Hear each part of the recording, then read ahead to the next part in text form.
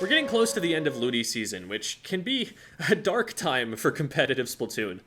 When the season's just getting started, everyone's going to be excited about the possibilities and the chance to prove themselves. What if you win your group and make the playoffs? What if people are like, wow, that team's way too good to be in this division. Put them up higher next season. Wouldn't that be great? That cannot happen to every team, or even most teams. And this part of the Ludi season is when we're confronted with those truths. This is the end of the regular season, the point at which some teams can't possibly make playoffs anymore, even if they have more matches to play. The point at which some teams have made the same mistakes 4 or 5 times and are getting frustrated at not adapting to them in all of this time.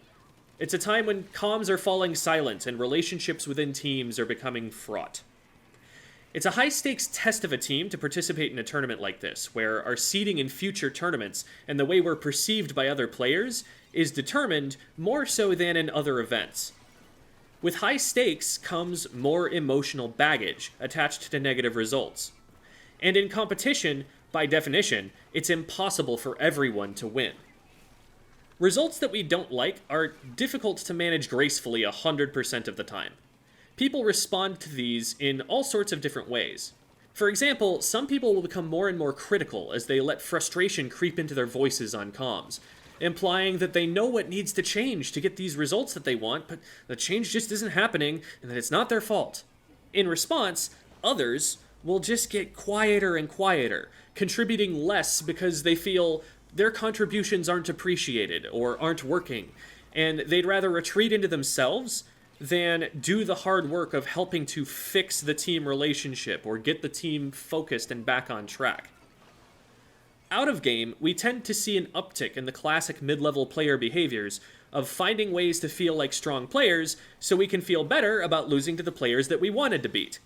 Did you know that I was at one point the second best melee Marth main in the country who used the white alt costume? Did you know that that distinction is totally meaningless because it's one of the least popular costumes in all of Melee and all it does is make me feel like I was way better at the game than I actually was? Me and my comrades in the sunk cost fallacy are immensely creative at finding ways to gas ourselves up for the progress we have made. We are not the best at the game. It's very easy to just name dozens of teams and hundreds of players that are better. Find teams that are better that we haven't even heard of. To enter an open entry tournament and go 0-2. But for all the hours we put into the game, it has to be worth it for some reason. Failing to find healthier thoughts like, I learned a lot, or I made friends, or it was a hobby that was a healthy distraction from some hard times I've been having in my life, we find weirder ways to convince ourselves that the time was well spent, and our lack of self-awareness about that will often result in some pretty negative behaviors. Mid-level is just a hard point in a player's competitive journey to get through, a point where it takes exponentially more time and effort to make progress, where, especially fresh out of winning low ink, you go from feeling like you've scored a massive achievement to being the bottom of the barrel in most of the tournaments that you're playing forever after. You're not a fresh new team that's rapidly rising through the ranks anymore. I remember when I first started track and field in high school, my freshman year, I took a minute off my mile time. My junior year, I took 11 seconds. Every step forward at this point is not going to be easy. It's going to require unlearning what you've spent over 1,000 hours learning and putting more effort into fixing your mistakes than you ever have before. I don't know how to help you get from mid-level to high level. If I knew that, my team would have won our Ludi group, and we'd be getting a well-deserved promotion to Division 3 or maybe even higher next season. You're not going to get there just from my knowledge alone, but what I do know is that finding all sorts of invented achievements, letting your pattern recognition run wild as you look over your tournament results to find that one hyper-specific, meaningless way that you are, in fact, the very best at the thing that you do, because there are only like 3 other people on Earth you're comparing yourself to, it's not a productive use of your time. It's not creating an interesting story to share with others in the community. It gives you a sense of pride that's too easily wounded, and when that pride is threatened, it can result in some ugly, immature behaviors. There's been a lot of talking down on lower-level teams that I've noticed in my orbit lately. Being hypercritical of lower-level teams on commentary, running meme comps out of disrespect, beefing on Twitter or Discord. I'm not going to get into any one specific situation, because I think I can just kind of address them all at once without having to name names.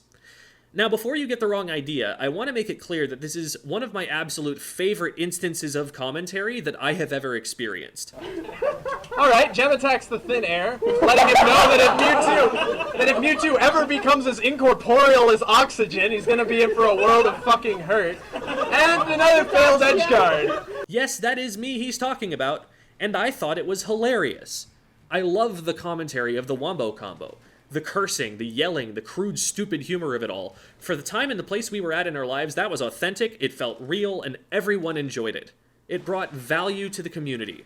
You can make fun of someone, roast their gameplay, use R-rated language, even trash talk, in ways that aren't bullying, in ways that add value, in ways that the targets are in on.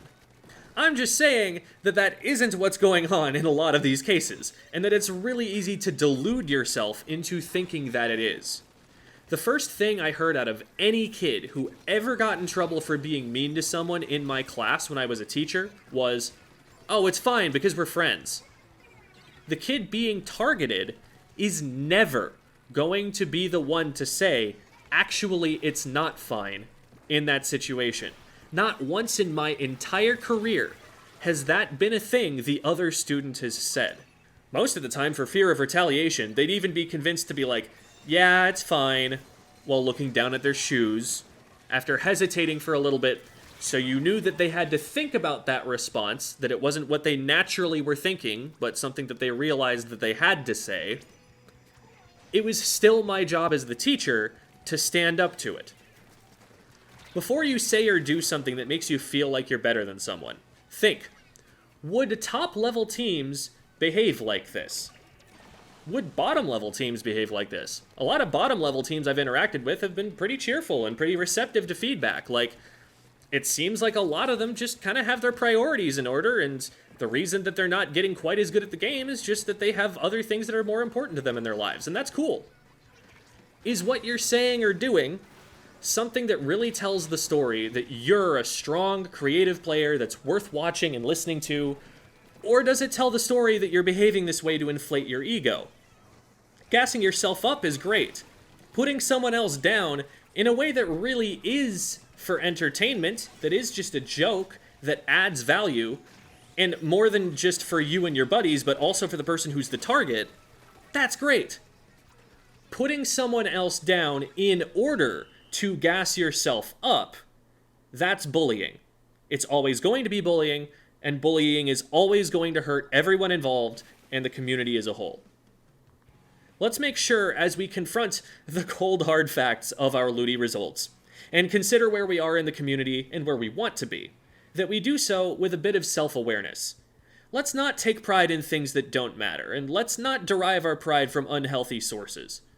Congratulations to the teams that are doing well and making playoffs, and to the teams that aren't, I hope that you're handling that in a healthy way, and that you're finding ways to get closer and closer to meeting your goals, whatever those may be, whether they're tied to wins and losses or not.